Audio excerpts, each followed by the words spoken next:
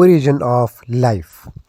जब अर्थ की फॉर्मेशन हो गई तो उस टाइम उस अर्थ का क्या कंडीशन था, यहाँ पे आपको ये याद रखना है।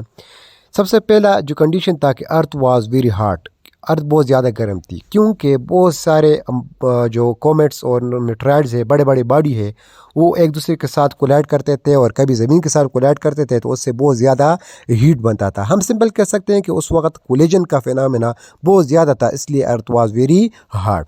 दूसरा जो पॉइंट है उसी से रिलेटेड है कि वाटर तो मौजूद था, लेकिन वो वेपर के शक्ल में था, क्योंकि टेम्परेचर बहुत ज़्यादा था, जो कि इस लिक्विड स्टेट को कन्वर्ट कर देता था वेपर के शक्ल में, क्लाउड के शक्ल में।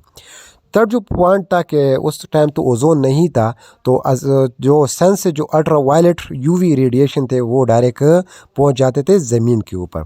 और ज़मीन ताज़ा ताज़ा बनी थी, तो बहुत ज़्यादा प्लेट एक दूसरे के साथ कोलाइड हो रहे थे, तो वॉल्केनिक इरप्शन भी बहुत ज़्यादा था।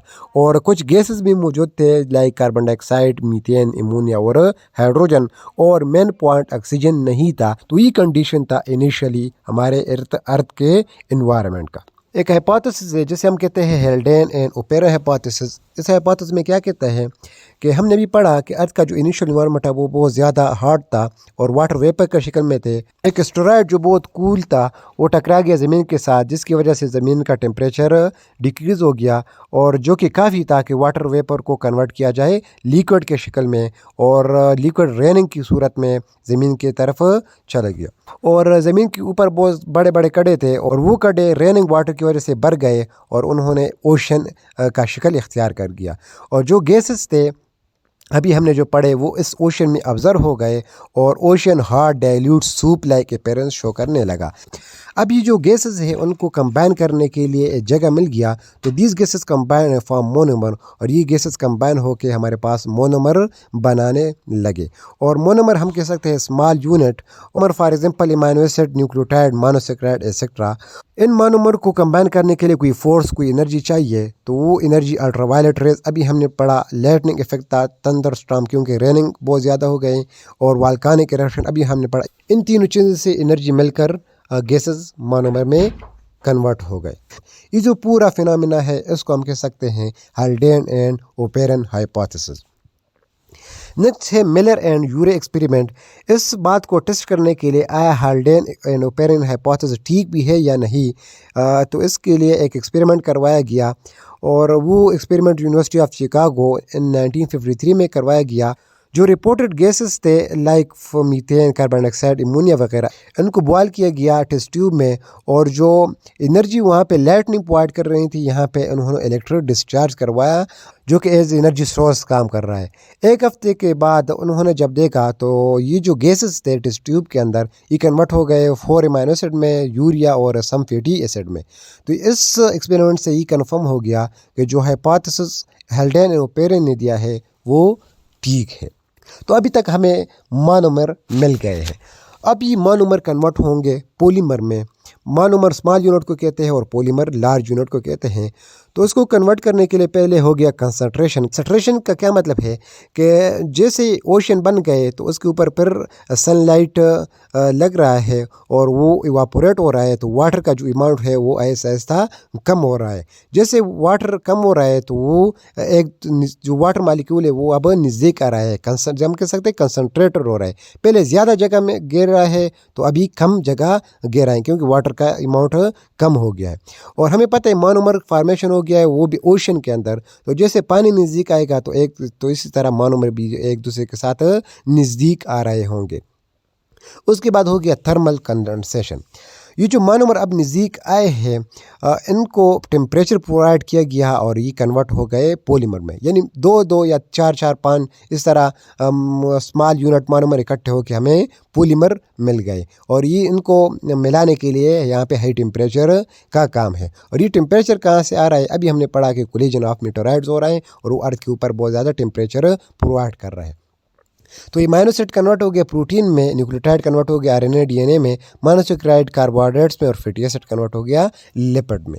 अब हमें जो चीज़ मिल गई वो पॉलीमर, और ये पॉलीमर अब कन्वर्ट होगा सेल में। हमें पता है ओशन के अंदर पॉलीमर अब मौजूद है और लिपिड है, इस तरह इसके अलावा कार्बोहाइड्रेट्स वगैरह ये चीज़ें मौजूद है। लिपिड के अंदर एक सलाहियत है, एबिलिटी है कि जब आप इसको वाटर के अंदर डालोगे तो ये सर्कुलर स्ट्रक्चर में तब्दील हो जाएगा। तो लिपिड ने बनाया सर्कुलर स्ट्रक्चर और प्रोटीन और आरएनए वगैरह जो है वो इस सर्कुलर स्ट्रक्चर यानी लिपिड के अंदर आ गए। तो इस जो स्ट्रक्चर जो नया स्ट्रक्चर बन गया यानी इर्द गिर्द लिपिड लेयर और दरमियान में आरएनए प्रोटीन वगैरह, इस स्ट्रक्चर को प्रोटोसेल का नाम दिया गया। यानी प्रोटो का लफ्ज़ प्रिमिटिव पुराना सेल, और ये सेल नहीं था, ये एक सेल लाइक स्ट्रक्चर है। सेल क्या है? सेल के इर्द गिर्द सेल मेम्ब्रेन है जो कि लिपिड से बना हुआ है, अंदर ऑर्गेनेल्स है जो प्रोटीन और कार्बोहाइड्रेट से बना हुआ है, और न्यूक्लियस है जो आरएनए और डीएनए से बना हुआ है। तो यही चीज़ तो यहाँ है, इर्द गिर्द लिपिड का लेयर है, अंदर कार्बोहाइड्रेट्स प्रोटीन और आरएनए मौजूद है। तो ये एक सेल लाइक स्ट्रक्चर है, इसलिए उसको प्रोटोसेल का नाम दिया गया। और ये प्रोटोसेल ने एक प्रॉपर्टी अटेन कर ली, वो है सेल्फ रिप्लिकेटिंग प्रॉपर्टी, क्योंकि जब सेल का साइज़ इंक्रीज़ होता है तो वो डिवाइड कर लेता है। तो यहाँ पे और लिपिड आ जाते हैं और आरएनए और डीएनए, तो साइज़ इंक्रीज़ होगा तो वो डिवाइड होगा। प्रोटोसेल का जो फास्ट रिकॉर्ड है वो 3.8 बिलियन अगो है, और जो पहला सेल जो प्रोटोसेल बना है वो 4 बिलियन अगो बना हुआ है। अब यहाँ पे सवाल है कि ये जो प्रोटोसेल है इसको कौन कंट्रोल कर रहा है? आरएनए कंट्रोल कर रहा है या प्रोटीन कंट्रोल कर रहा है? क्योंकि आरएनए को रिप्लिकेट करने के लिए ख़ुद प्रोटीन चाहिए, एंजाइम चाहिए। ये ऐसा कंडीशन है जैसे आया पहले एग आया है या पहले हेन आया है, ऐसा कंडीशन है। तो इस बेस पे सेल के कंट्रोल के बारे में दो हाइपोथेसिस है। एक को हम कहते हैं आरएनए वर्ड हाइपोथेसिस और दूसरे को हम कह सकते हैं प्रोटीन वर्ड हाइपोथेसिस। कुछ साइंटिस्ट आरएनए वर्ड हाइपोथेसिस को मानते हैं और कुछ प्रोटीन वर्ड हाइपोथेसिस को। ज़्यादातर जो एक्सेप्टेबल है वो आरएनए वर्ड हाइपोथेसिस है। इसका मतलब है कि पहले जो सेल को कंट्रोल कर रहा था वो आरएनए को कंट्रोल कर रहा था। आरएनए के दो काम थे, एज ए जेनेटिक मटीरियल भी काम करता है और एज ए एंजाइम भी काम करता है। क्योंकि अब भी कुछ वायरसेस मौजूद है, कुछ माइक्रो ऑर्गेनिज्म जिसमें RNA as a genetic material है। ऐसा ऐसा ये आरएनए के अंदर इवोल्यूशन होती गई और इसने अपनी प्रॉपर्टी डीएनए को के हवाले कर दी।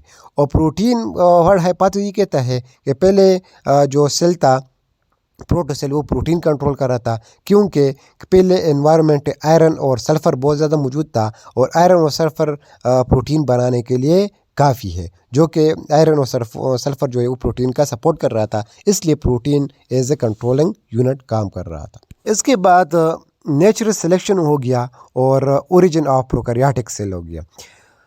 अब ये जो प्रोटोसेल है इसके ऊपर नेचुरल सिलेक्शन ने काम किया, क्योंकि अभी प्रोटोसेल बहुत ज़्यादा मौजूद है और जिस प्रोटोसेल के पास रिप्लिकेशन की प्रॉपर्टी ज़्यादा है तो वो ज़्यादा सक्सेसफुल है, और जिस प्रोटोसेल के साथ रिप्लिकेशन की प्रॉपर्टी नहीं है या कम है तो वो इस इन्वायरमेंट से ख़त्म होते गए। इस प्रोसेस को हम कह सकते हैं नेचुरल सिलेक्शन।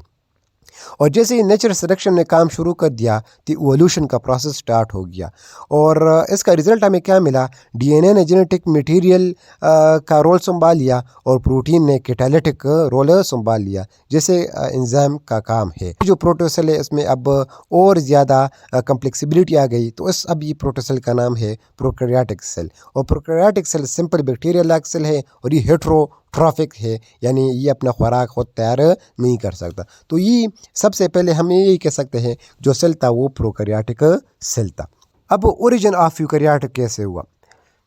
प्रोकैरियोट और यूकैरियोट में मेन डिफरेंस ये है कि प्रोकैरियोट के अंदर डीएनए मौजूद है, लेकिन उसके अंदर उसके इर्द गिर्द मेम्ब्रेन नहीं है, यानी न्यूक्लियस नहीं है, मेम्ब्रेन बाउंडेड चीज़ें मौजूद नहीं है। और यूकैरियोट के अंदर जो डीएनए है वो well organise membrane bounded nucleus के अंदर मौजूद है।